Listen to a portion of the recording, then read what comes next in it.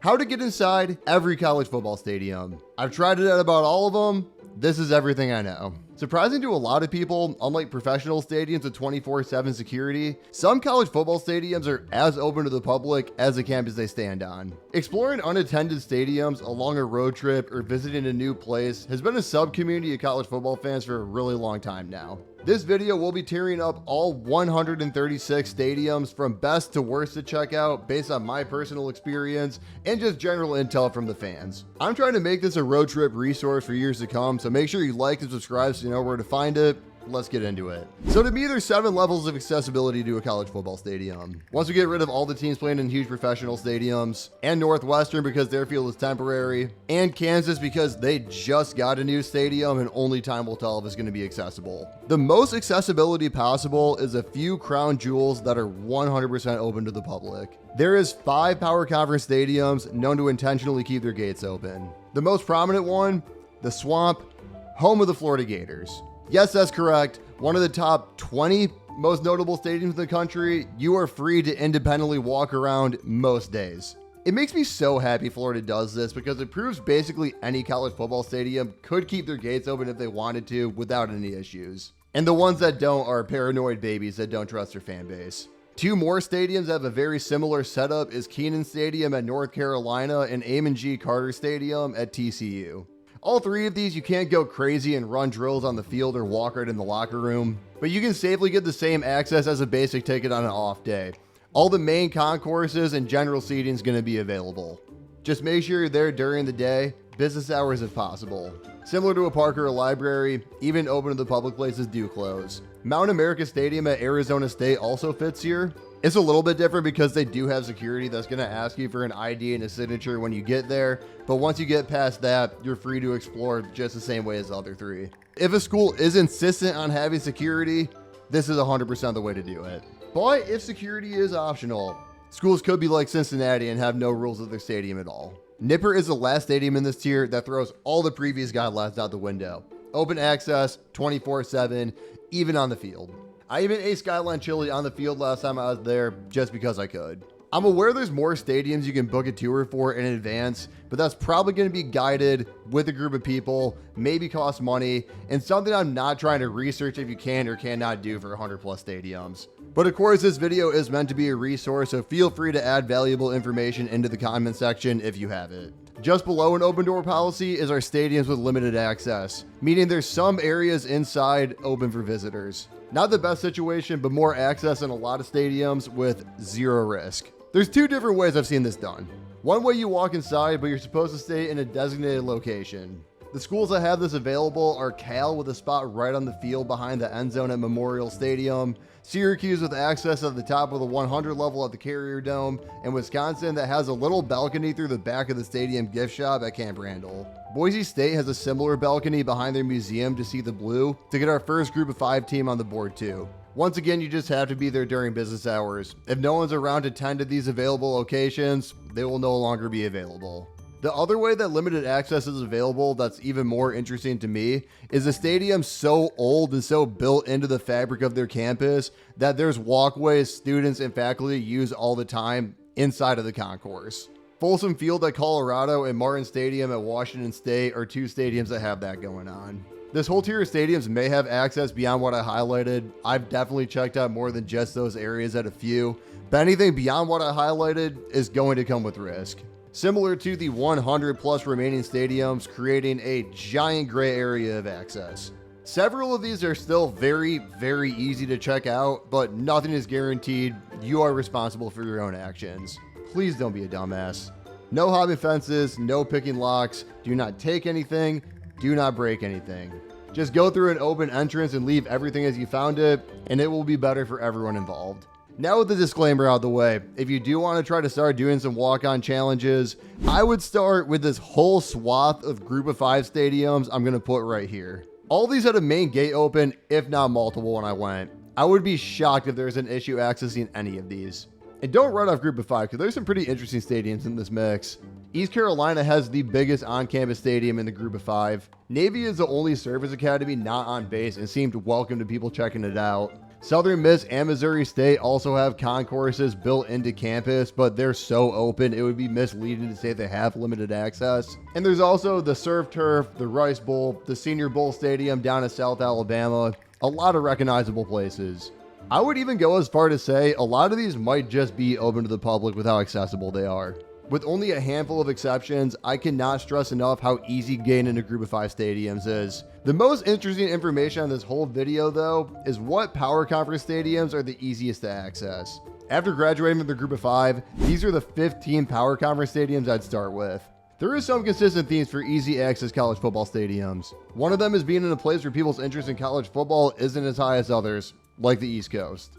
Rutgers has the closest power conference stadium to being open to the public without outright saying it. Boston College's front door to their basketball arena was wide open that connects right into Alumni Stadium. And UConn seems to keep a gate open for workers whose job definitely isn't to monitor who comes in and out of it. This whole area from Massachusetts all the way down to like North Carolina, about a 90% hit rate. Another consistent trend, places where there's not many people at all, big surprise here, is less concerned about security. Oklahoma is also a great state for the walk-on challenge. I actually walked into Boone Pickens a year before making videos about it, and then did it again and put it on the page. And despite less of a sample size, I can confirm OU is one of the best places to check out if you're combining ability to access the stadium and the notoriety of it. It's common knowledge around Blacksburg Lane Stadium is easy to access, and I found the same thing to be true at Scott Stadium in Charlottesville. And rounding out the subsection, two places that might be rare to drive by but easy to access is Milan-Pusker Stadium at West Virginia and Jones AT&T Stadium at Texas Tech. There's also some new power conference teams whose stadiums might not quite have caught up yet. UCF isn't that far off the swamp in terms of access. SMU might be trickier after the renovation, but before it was a piece of cake. And Wake Forest has been P4 forever, but their stadium has not been for the same amount of time. Rounding out this whole thing is stadiums that have no rhyme or reason why they're easy, but they're three really good stadiums nonetheless. L&N Stadium at Louisville is one with a gate open by the end zone just about every day. Indiana as a state has some of the strictest security I've seen, but the university has been good to us for a couple videos. And the biggest stadium I think is most easy to access is Neyland Stadium at Tennessee. There is 8 100,000 plus seat stadiums in college football. This is the only one I found to be pretty easy.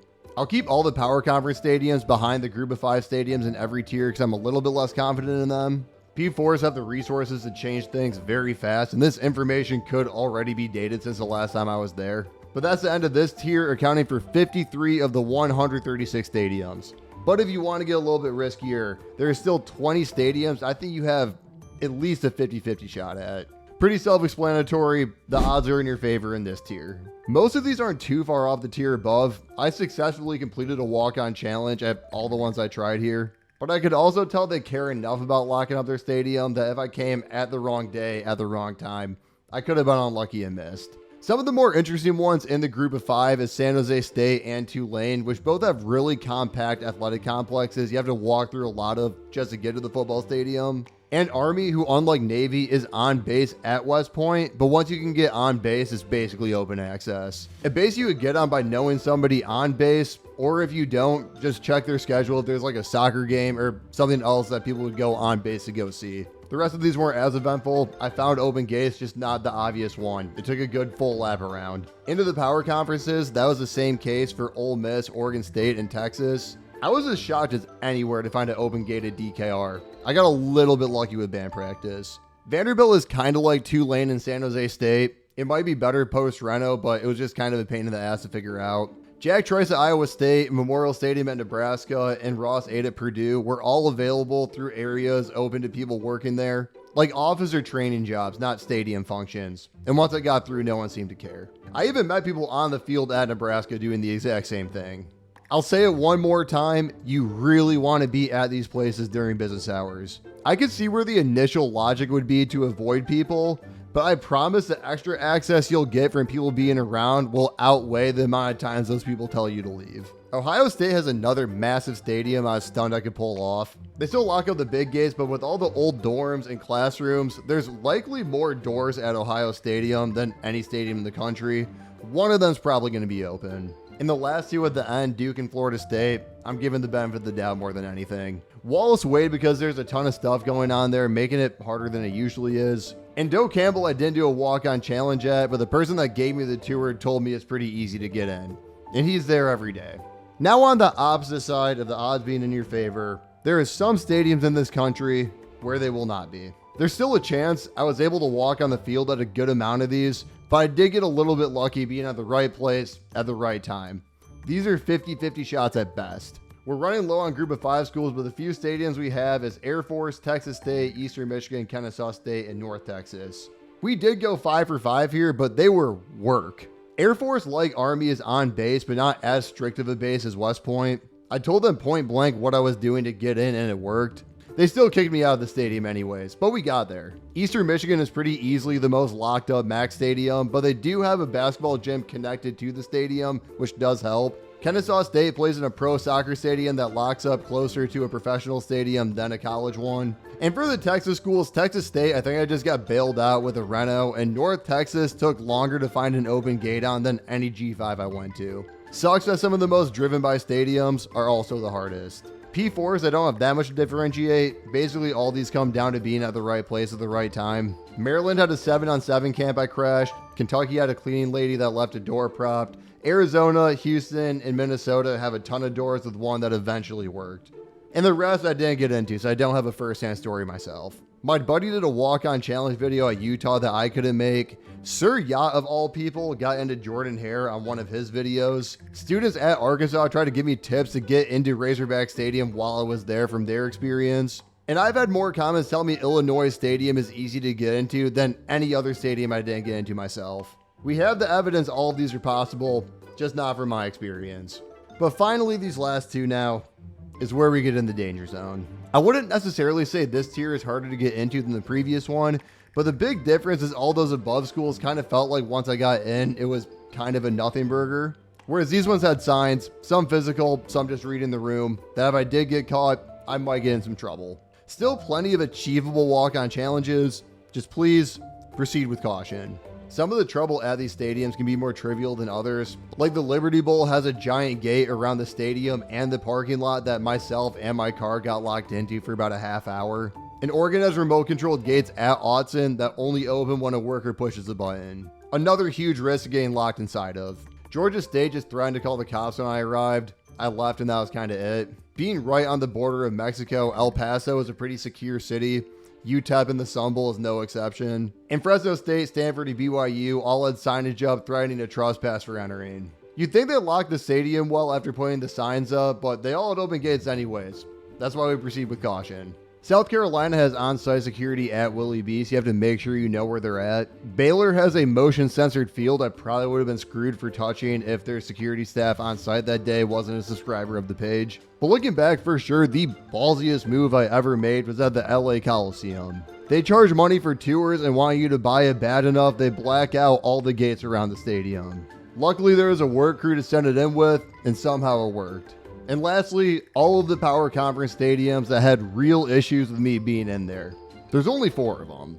Georgia Tech might have the most open stadium that cares who's in it. I found like 3 open gates and still got asked to leave by security at Bobby Dodd. Clemson, I got kicked off campus leaving Memorial Stadium because I set an alarm off touching Howard's Rock. LSU, I posted about being there before I did a walk-on challenge, so they sent a cop out to find me.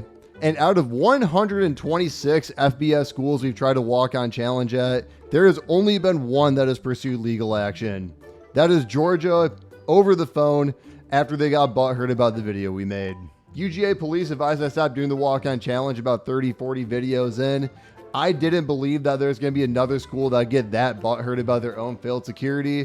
And I was right, with no legal action being taken, college or pro since. Added it all up, 126 schools we did a walk-on challenge at, 105 that we did successfully, giving us an 83.33% hit rate. Compared to 5 schools actually hassling us for it, 4 if I didn't touch Howard's Rock, 2 if I didn't post any videos. So basically just follow what's been said and stay out of Atlanta and you should be fine. Can't stress enough though, nothing is guaranteed. There's still a whole nother tier of 14 more stadiums that I couldn't get into, but I think those ones are so locked up that it's basically impossible. Lord knows what would happen to you if you're able to get inside. But since it's not worth your time to try, it's not worth my time to extend an already long video talking about locked gates. If you made it this far, please like, subscribe, and I'll see you on the next one. Stay safe out there.